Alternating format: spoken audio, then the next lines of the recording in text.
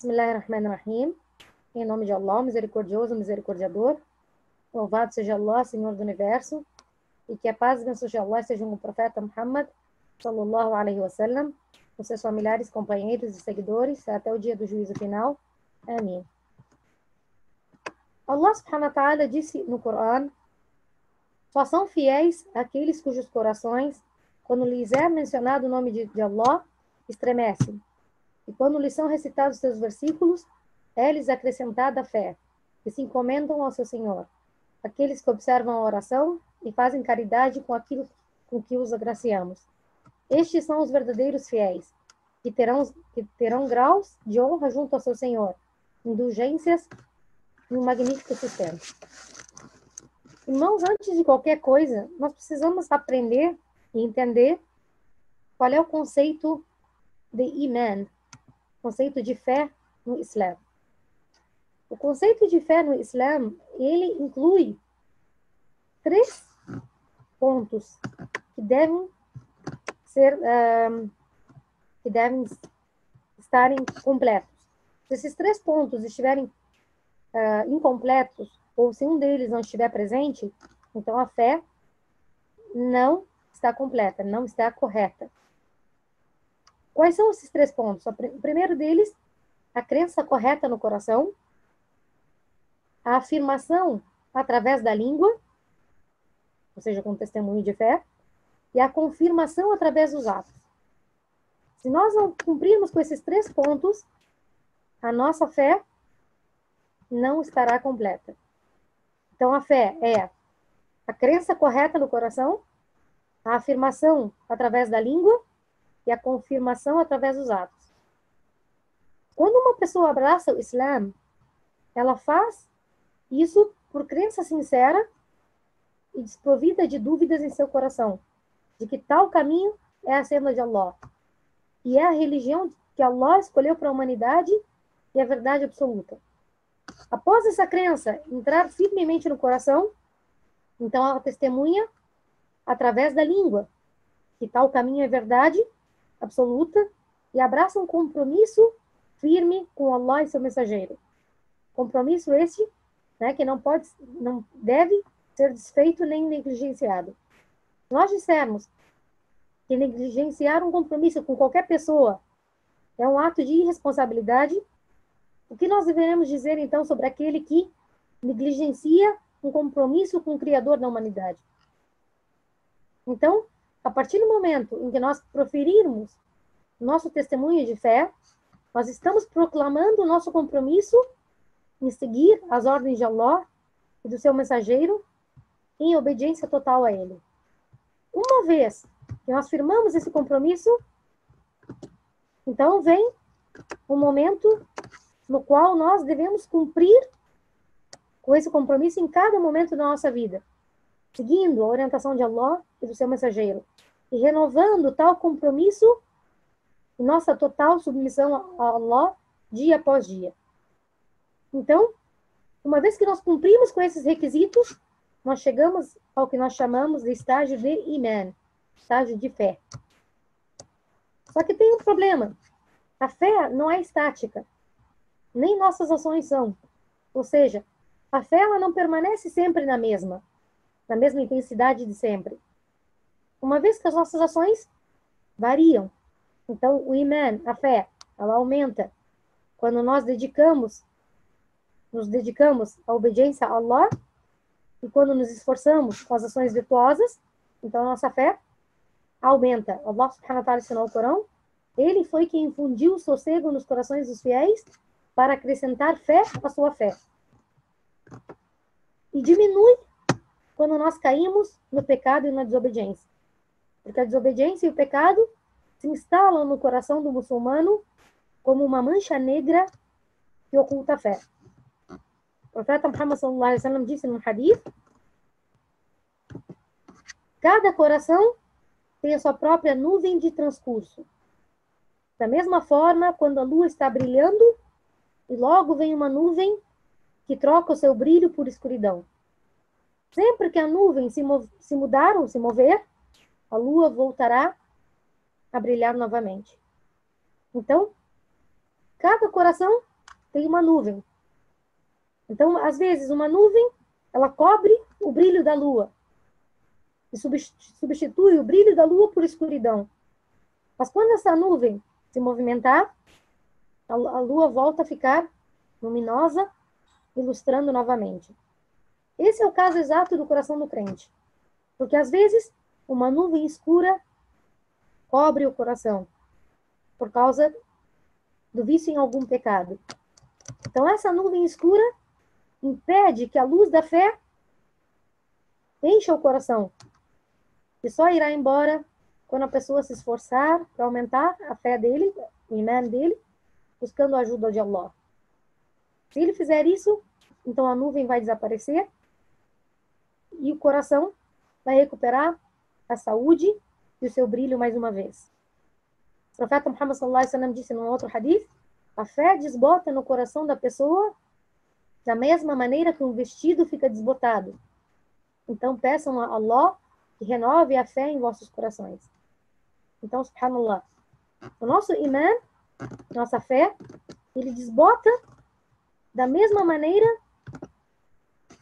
que as roupas e suas cores que vão se desbotando. E às vezes, o coração do crente fica nublado devido aos seus pecados. Por isso, muitas vezes, nós sentimos a nossa fé cair e diminuir.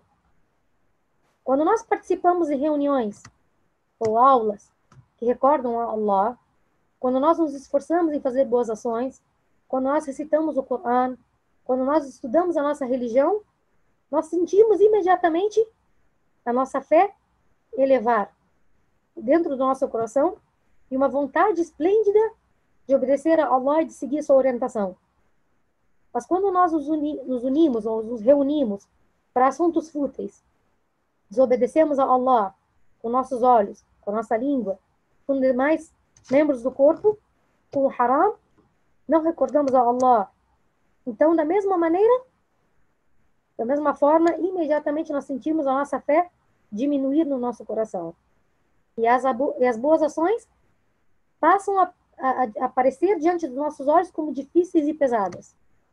Por isso, um dos nossos antepassados virtuosos, ele disse, é um sinal de fiqh seria o conhecimento da religião.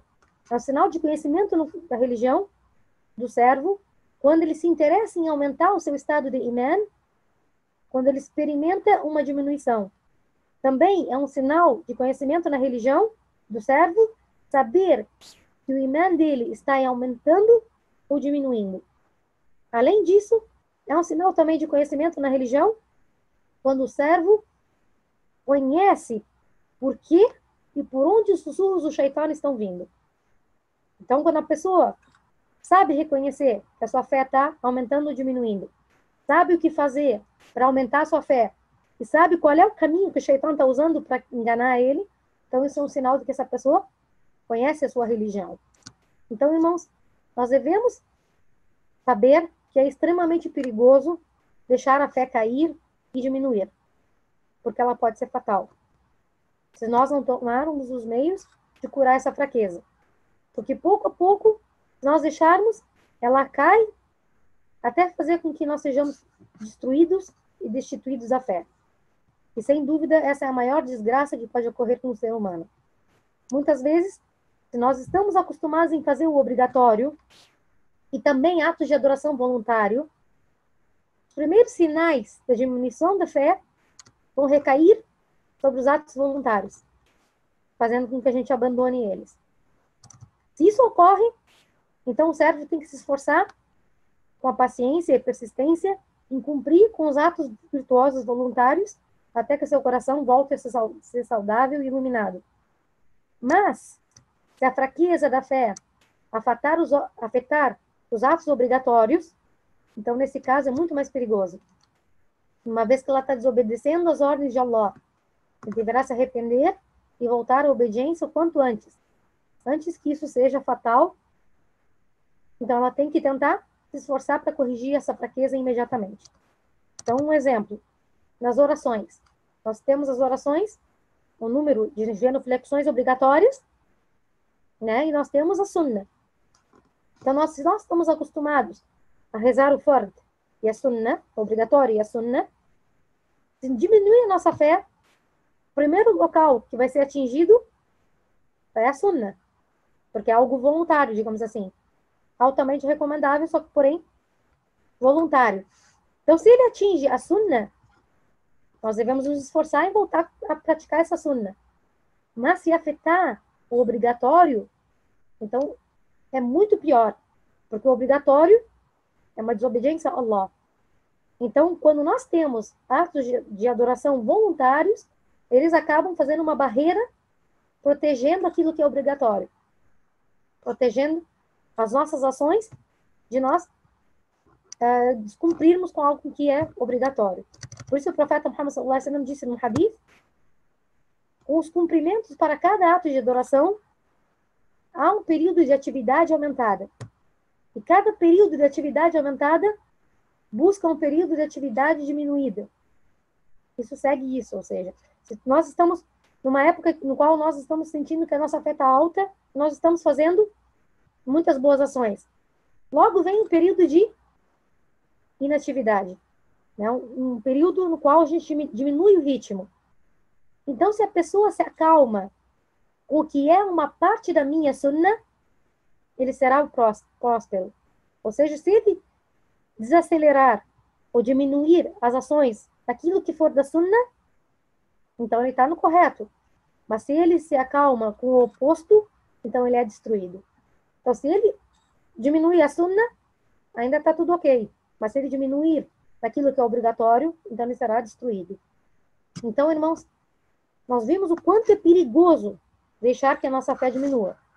E as consequências que isso pode levar, né, é muito grande. Então, qual é a causa principal que nos leva a diminuir a nossa fé? O que nos leva por esse caminho? O que faz a nossa fé diminuir?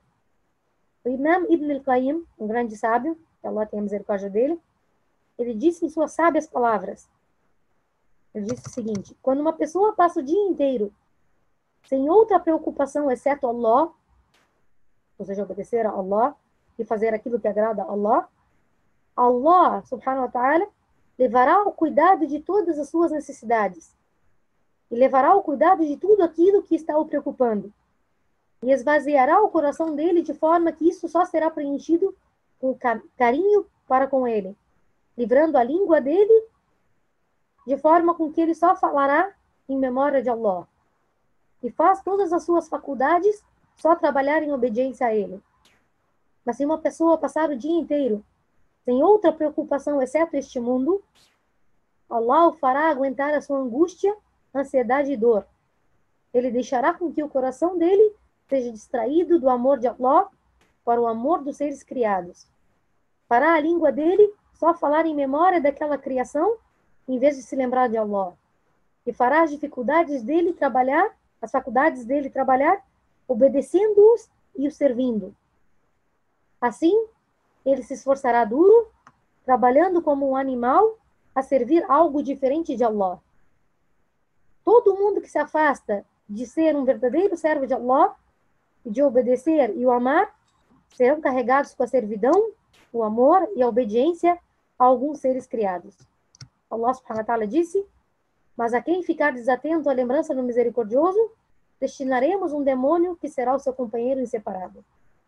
Ou seja, subhanallah, irmãos, quando nós nos preocupamos em servir a Allah, nisso em todos os nossos atos, em todos os momentos da nossa vida, nós pararmos e pensarmos se aquilo agrada a Allah ou não. Se o que eu estou fazendo é algo virtuoso ou é um haram.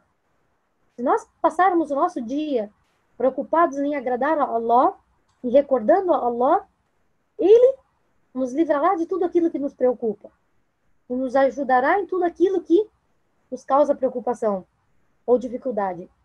Mas se nossa preocupação principal e a nossa vida for somente em satisfazer nossas vontades mundanas, então Allah subhanahu wa ta'ala nos deixará carregar esse fardo. E então nós seremos servos das criaturas e não servos de Allah subhanahu wa ta'ala. E por isso nós sofreremos as consequências disso. E isso faz com que a nossa fé despenque. Então, irmãos, esse é o principal motivo. Quando nós nos preocupamos em satisfazer nossas vontades mundanas, ou as coisas mundanas acima de Allah, isso faz com que a nossa fé diminua, e pouco a pouco a fé vai sumindo, e isso vai nos destruindo. Então, irmãos, agora que nós sabemos o motivo, nós precisamos trabalhar para aumentar essa fé com todos os meios que nós tivermos disponíveis. Então, nós vamos dividir esses meios de combater a queda da fé dos nossos corações em três. Três meios de combater a queda da fé no nosso coração. Primeiro método, ou primeiro meio de combater é combatendo as armadilhas do Shaitan. Esse é o primeiro ponto. Combater as armadilhas do Shaitan. E para lutar contra as armadilhas do Shaitan, nós devemos conhecê-las. E também saber como contra-atacar essas armadilhas. O Sheikh Al-Imam Ibn Al-Qayyim, ele escreveu quais são os 6 ataques do Shaitan. E 10 defesas para esses ataques. Ele disse, o mal do Shaitan tem 6 categorias. E ele continua a desviar os humanos até que ele tenha sucesso em um ou mais deles. Olha, 6 níveis ou categorias das armadilhas do Shaitan. O primeiro, ele tenta fazer o servo cair na idolatria e na descrença. Esse é o primeiro método que o Shaitan utiliza com o ser humano. Se ele conseguiu, então já batalha vencida. Ele já conseguiu destruir o ser humano. Se o ser humano cair na idolatria e na descrença. Se ele não conseguiu, ele vai fazer com que a pessoa caia nas inovações. E se ele conseguir isso, ele também terá a batalha vencida. Por quê? Porque as inovações anulam os atos de obediência. Então, se nós nos utilizarmos das inovações e nós adorarmos a Allah com inovações, então não estaremos adorando a Allah da maneira que Ele quer. Então nós estaremos anulando nossas ações. Então o Shaitan terá êxito. Terceira armadilha do Shaitan são os pecados maiores. Então ele vai tentar fazer com que o ser humano caia nos pecados maiores. Na feitiçaria, no assassinato, na zina, né, que seria a fornicação, o adultério, entre outros pecados maiores. Vai fazer com que o ser humano caia nos pecados maiores. Se ele não conseguir, ele vai tentar atacar, então, quarta armadilha é os pecados menores. Vai tentar fazer de tudo com que essa pessoa caia nos pecados menores e tem situação leves, que não tem problema e que Allah vai perdoar ele por esses pecados. Então ele vai, pouco a pouco, juntando esses pecados menores até ser destruído. E até com que seus pecados se aglomerem no coração, dessa maneira sua fé suma por completo. Quinto ponto, se o Shaitan não conseguir nenhum dos 4 primeiros pontos, o que ele vai fazer? Vai atarefar essa pessoa com as coisas permitidas ao invés das ações virtuosas. Ou seja, ele vai viver naquilo que é permitido, mas não vai correr atrás da recompensa de Allah. Não vai fazer boas ações. Ou seja, ele vai ficar no halal, mas vai ter as ações diminuídas. Ele vai tentar fazer com que essa pessoa não faça boas ações. Ou seja preguiçosa em fazer boas ações. Então, dessa maneira, o Shaitan não consegue ganhar aqui, diminui a recompensa dessa pessoa. E o último ponto, se ele não conseguir nenhuma das 5 primeiras, ele vai fazer com que a pessoa faça ações que tenham recompensa menor, se desfazendo de ações melhores. Ou seja, ações que ele podia ter mais recompensa, vai fazer com que ele não faça elas. Então, o Shaitan sempre vai tentar, de alguma maneira, diminuir a recompensa que tu tem ou anular a tua crença completa. Então, ele vai usar um desses 6 meios. E sempre ele utiliza um desses 6 meios conosco. Então, muitas vezes, nós podemos cair em um deles ou mais. Então, muito cuidado, porque todas as armadilhas do Shaitan estão em volta desses 6 pontos. Nós temos 10 coisas que nos salvam, que nos guardam do Shaitan, que nos protegem do Shaitan. Primeiro ponto, buscar refúgio em Allah contra o Shaitan. Essa é a primeira maneira de buscar, de ser protegido contra o Shaitan, buscando refúgio em Allah contra o Shaitan. Segundo, lendo as 2 últimas suras do Coran, a Sura Nas, dos humanos, e a Sura Al-Falaq, Sura da Alvorada.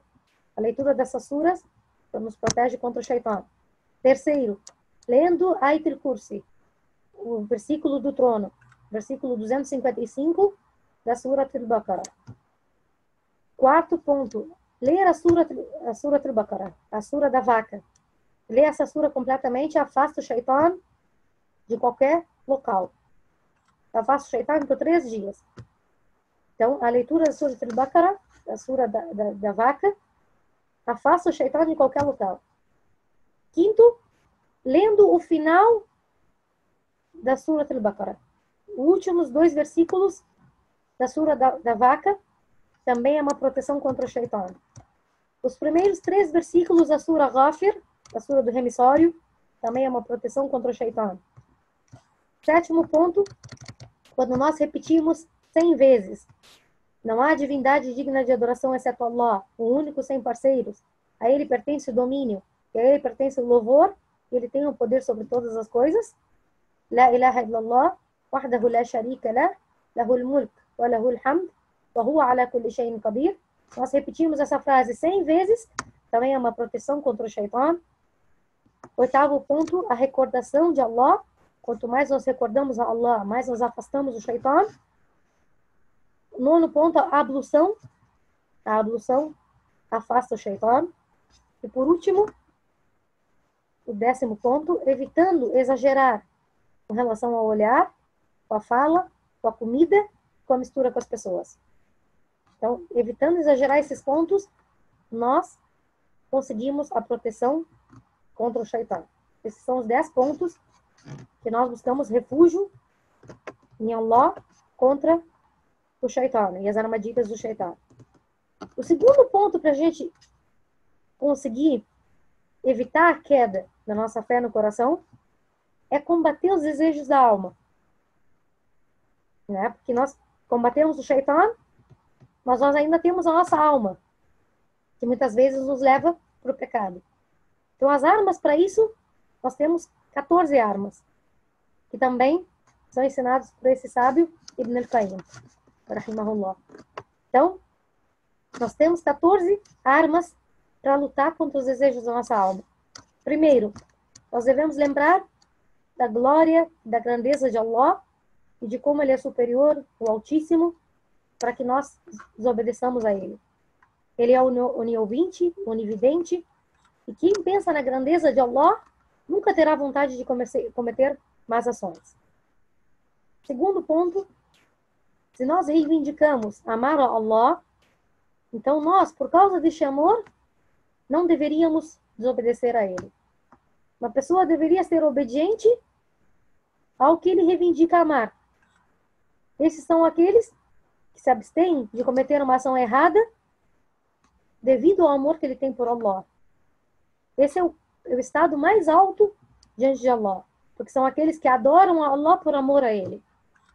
Então, tem uma grande diferença entre aquele que obedece a Allah e se priva por amor a Allah e aquele que faz isso somente pelo medo do castigo. Então, aquele que priva a sua alma daquilo que a sua alma gosta, mas por amor a Allah, tem um grande nível perante Allah subhanahu wa ta'ala. Terceiro ponto, nós devemos pensar nas bênçãos e favores de Allah. Né? Como uma pessoa decente e nobre nunca agiria contra quem tem o tratado amavelmente. Então, só as pessoas ignóbeis fazem tal coisa. Se nós pensarmos nas bênçãos e favores de Allah, nós perceberemos que nós não deveríamos responder a isso indo contra as ordens dele e cometendo ações erradas que causam a sua ira. Quarto ponto, nós devemos pensar na ira e no castigo de Allah, em como ele fica bravo com a pessoa que persiste em cometer o pecado. Quinto, nós deveríamos pensar do que quando a pessoa comete uma ação errada, tudo que ela tem a perder nesse mundo e no próximo. Deveria ser suficiente para essa pessoa pensar na perda da fé. Porque uma pequena quantidade de fé vale mais do que tudo que esse mundo possui. Então, como um servo pode estar disposto a perder a sua fé em troca de algo fútil?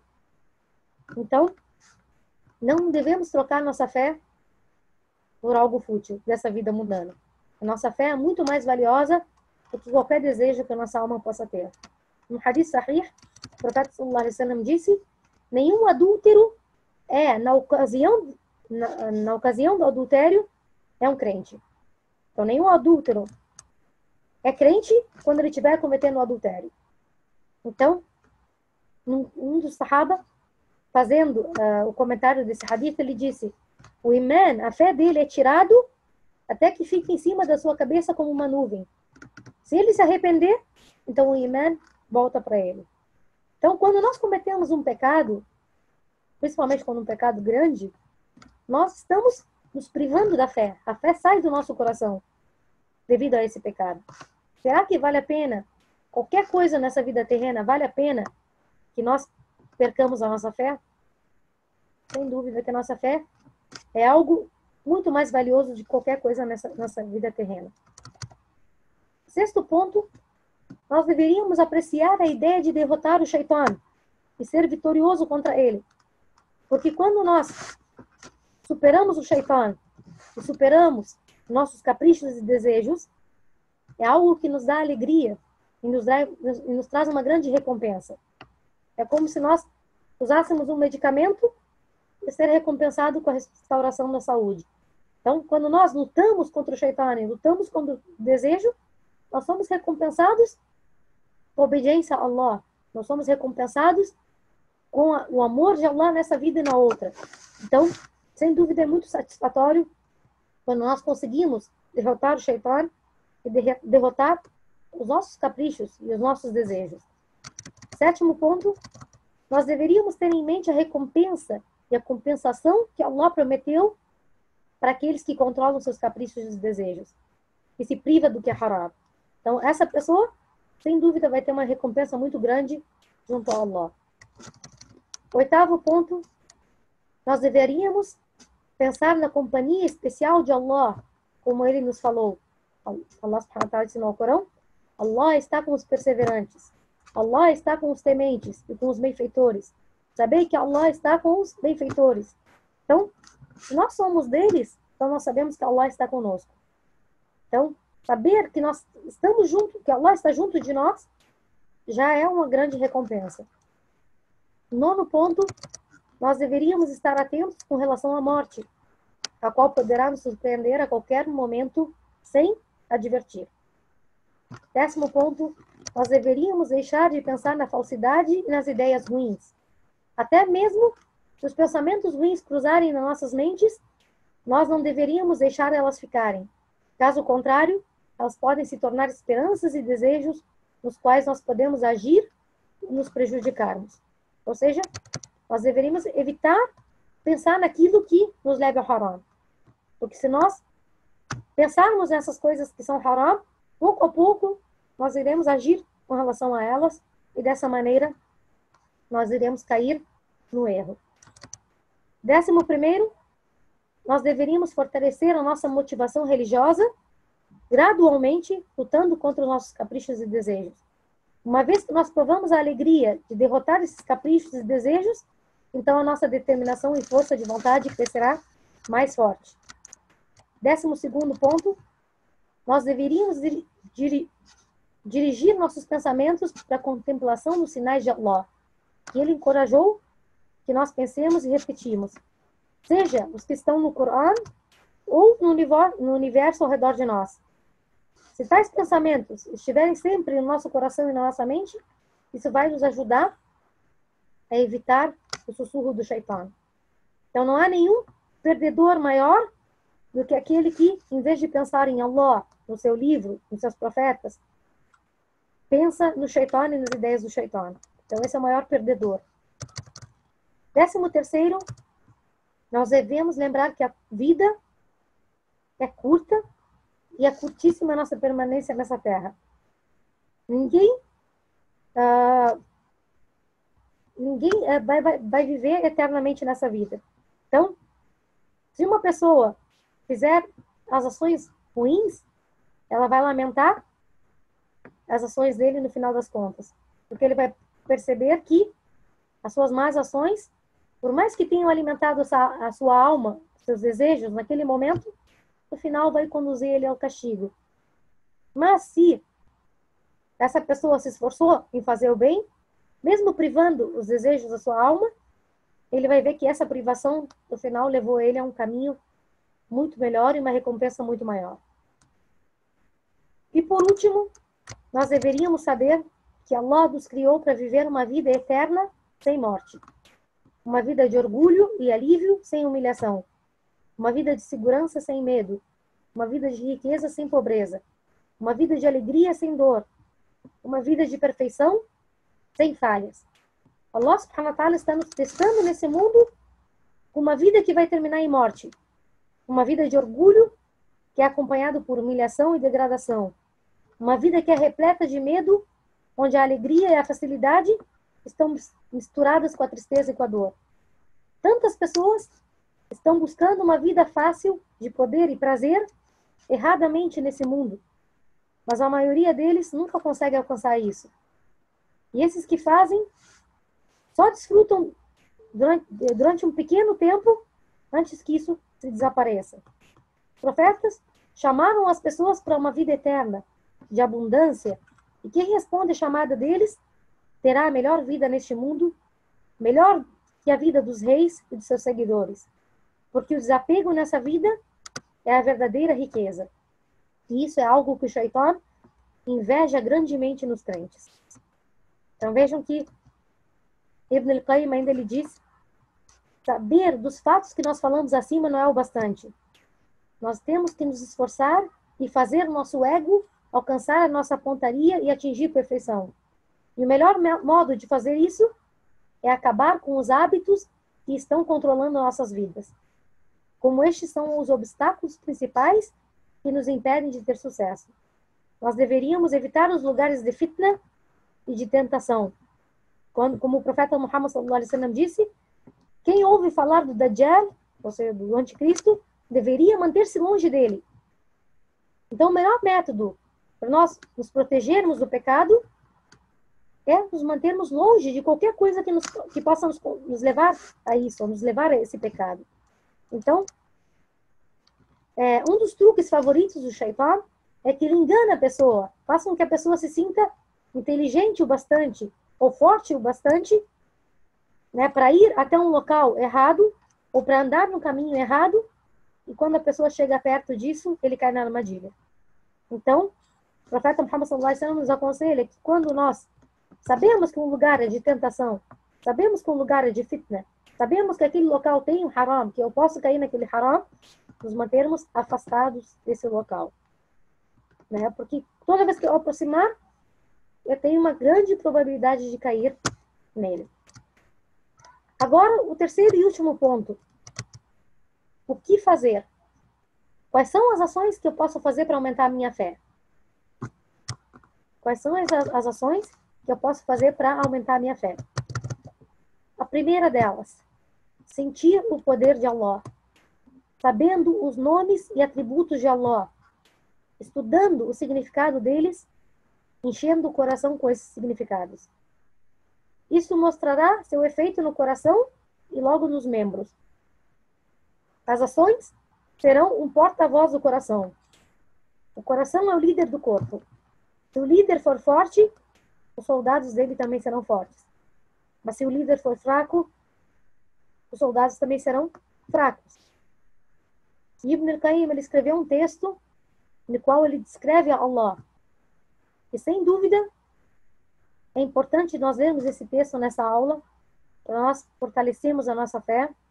E se de toda a nossa aula de hoje, nós entendermos esse pequeno texto, isso já bastaria. Então, por favor, prestem atenção comigo. Ele disse, descrevendo Allah: Ele governa os negócios dos vários reinos e ele comanda e proíbe. Cria, sustenta, dá a morte, dá a vida, dá o poder, retira o poder e alterna a noite e o dia. Ele dá fortunas variadas a pessoas e alterna os governos e estados, destruindo alguns e trazendo alguns à existência. O comando dele e poder são dominantes nos céus e tudo que há neles, e na terra e tudo que contém, nos oceanos e no ar. O conhecimento dele acerca de tudo, e ele possui os cômputos de tudo. Ele ouve todos os tipos de vozes, e elas não o confundem. Além disso, ele ouve cada voz em seu idioma distinto, e nenhuma voz o fará ocupar de cumprir a necessidade de outra, e nenhuma necessidade escapará do conhecimento perfeito dele. Ele não se enfada por causa das diversas necessidades desses que precisam dele. A visão dele acerca de tudo aquilo que há, ele vê o movimento de uma formiga preta e uma pedra negra durante uma noite escura. Para ele, o oculto é descoberto e o secreto é público. Todos os que estão nos céus e na terra o invocam. A cada dia ele está ocupado em uma nova obra. Ele perdoa uma má ação, faz a depressão desaparecer e traz a suspensão dos desastres. Traz o alívio para quem precisa, riqueza para o pobre, orientação para o extraviado, ilumina o perdido, ajuda o desesperado, dá abundância para o faminto, concede vestimento aos despidos, cura o doente e alivia aquilo que os faz sofrer. Ele aceita aquele que se arrepende, dá a recompensa para aquele que faz o bem, socorre o que foi tratado com injustiça, destrói uma pessoa arrogante, cobre os erros dos servos, traz a segurança após o medo, eleva algumas pessoas e humilha outras. Se esses que habitam os céus e a terra, e todos esses que ele criou, se o gênero humano ou gênios, tivessem os corações semelhantes ao coração mais piedoso, o reino dele não aumentaria. Se todos a sua criação, se gênero humano e gênios, tivessem corações semelhantes ao coração mais depravado, isso não diminuiria seu reino. Também, se todos esses que habitam os céus e a terra, todos os humanos e gênios, os mortos e os vivos, se levantassem em uma parte da terra e cada um lhe pedisse a necessidade dele, e ele então atendesse às necessidades de todos eles, isso não diminuiria nada do que ele possui. Ele é o primeiro e não há nada antes dele, e o último e não há nada após ele, o Altíssimo e não há nada sobre ele, e o mais próximo e não há nada que está mais próximo que ele. Ele é o exaltado, o Altíssimo como ele é. E é o melhor quem o servo poderia e deveria se lembrar. O único que merece ser adorado e agradecido. O mais amável de todos esses que amam e o mais generoso de todos esses que são solicitados. Ele é o rei que não tem nenhum sócio. O que não tem nenhum competidor. O Samad, autossuficiente, que não tem nenhuma descendência. E o Altíssimo, que ninguém é comparável a ele. Tudo perecerá exceto a sua face, e toda realeza perecerá exceto a sua. Ele só será obedecido pela licença dele, e o conhecimento dele descobre toda desobediência a ele. Quando ele é obedecido, ele recompensa por isso. E quando ele é desobedecido, ele concede o perdão para esses que verdadeiramente se arrependem a ele. Todo o castigo dele é justo, e toda generosidade é uma graça. Ele é a testemunha mais íntima e mais próxima com seu controle perfeito. Ele controla as fontes de tudo e tem os registros cheios com as ações finais de todos, e os livros de ações de todas as idades. As intimidades dos corações são descobertas a ele, e o segredo é revelado. O seu conceder e o seu castigar são somente um comando. Sua ordem quando ele quer algo, é tão somente seja e é. Subhanallah. Se nós refletirmos esse texto e vermos a grandeza de Allah subhanahu wa ta'ala, isso seria suficiente para aumentar nossa fé. Isso seria suficiente para que a nossa fé jamais diminuísse. Se nós refletirmos na grandeza de Allah, no poderio de Allah, na misericórdia de Allah, nos seus nomes e atributos, isso seria suficiente. O segundo ponto, irmãos, é a súplica. Principalmente a súplica em segredo, no último terço da noite. Quanto mais nós suplicamos a Ele, esperando a recompensa dEle, e se ocupando na recordação dEle, mais nós conseguimos aumentar a nossa fé. Terceiro ponto, contemplando o livro de Allah. Nada é melhor para aumentar a nossa fé do que o livro de Allah. Então, a leitura do Coran é a melhor coisa que nós podemos utilizar para aumentar a nossa fé. Então, Ibn Qayyim também ele disse, o que a pessoa deveria fazer para curar a sua fé fraca é usar o Coran. Primeiro, você deveria remover do seu coração a vida deste mundo e deveria colocá-lo para outra vida. Então, preste a sua atenção completa a procurar os significados do Coran. E tente compreender e os entender até que possa realizar. Então, ofereça esses significados à doença que seu coração sente. E quando eles tocarem a doença, eles curarão o coração e Allah é quem promete. Então, subhanallah, irmãos. Os sahaba, quando liam o Coran, costumavam a ficar profundamente comovidos. E costumavam a chorar muito ao recitar o Coran. Porque eles sentiam o Coran no coração. Eles sentiam os significados do Coran. Certa vez, Umar ibn Khattab chegou a ficar doente de tanto chorar devido a um versículo do Coran. Quando ele lia o versículo dizendo, certamente o castigo do teu Senhor está iminente. Ninguém pode evitá-lo. Ele chegou a ficar doente de tanto chorar por recitar esse versículo. Em outra ocasião, ele, ao ler o versículo onde o profeta Yaqub dizia, só exponho perante Allah o meu pesar e a minha angústia, o choro dele foi ouvido por quem estava fora da mesquita.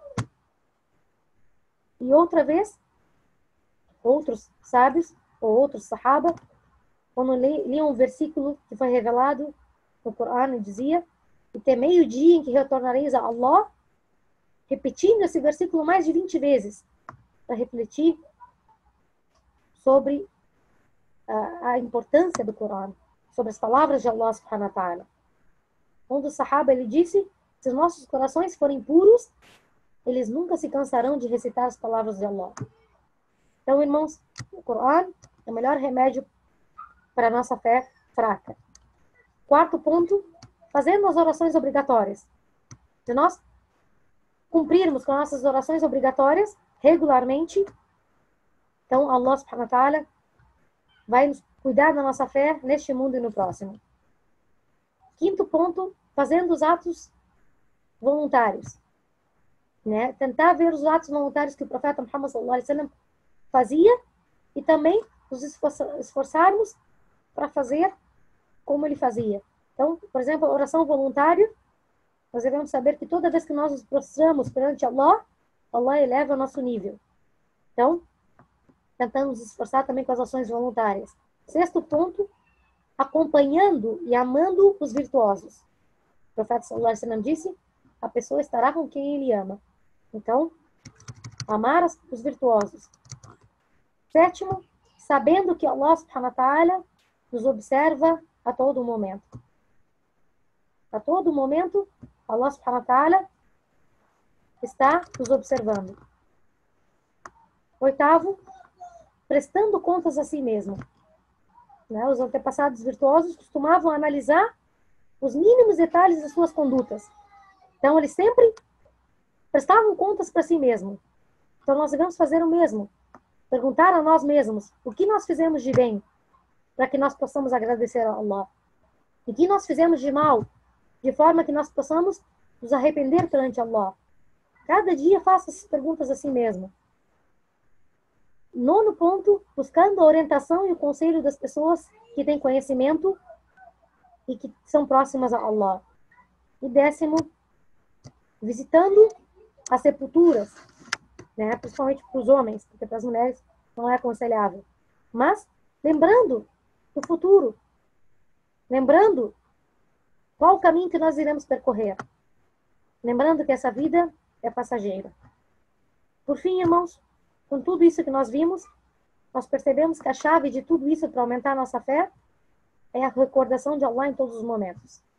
Em pé, recostados ou deitados, contemplando a criação dos céus e da terra e dizendo: ó Senhor nosso, não criaste isso em vão, glorificado sejas, preserva-nos do castigo infernal. Então é com a recordação de Allah que nós vamos encontrar a paz, a felicidade e o coração puro, iluminado com a fé que nós tanto desejamos. Então, imploro Allah subhanahu wa ta'ala que permita que nós sejamos aqueles que ouvem a exortação e seguem a orientação, e que Ele nos una da mesma maneira que nos uniu hoje no paraíso, na companhia dos virtuosos. E só para encerrar a nossa aula, vamos encerrar com uma súplica do profeta Muhammad sallallahu alaihi wasallam, onde ele disse: ó Allah, em teu conhecimento sobre o que está oculto e com teu poder sobre a criação, mantenha-nos vivos o tanto quanto tu sabes que seja bom para nós vivermos. E leva-nos daqui se tu souberes que a morte seja melhor para nós. Ó Allah, imploramos-te o temor a ti, tanto secretamente como publicamente. Imploramos-te a palavra verdadeira, tanto nos momentos que trazem prazer, como nos momentos de ódio. Imploramos-te o equilíbrio, tanto na riqueza como na pobreza. Imploramos-te pela graça sem fim. Imploramos-te o consolo sem fim. Imploramos-te pela satisfação após destinar-nos algo. Imploramos-te por uma vida confortável após a morte.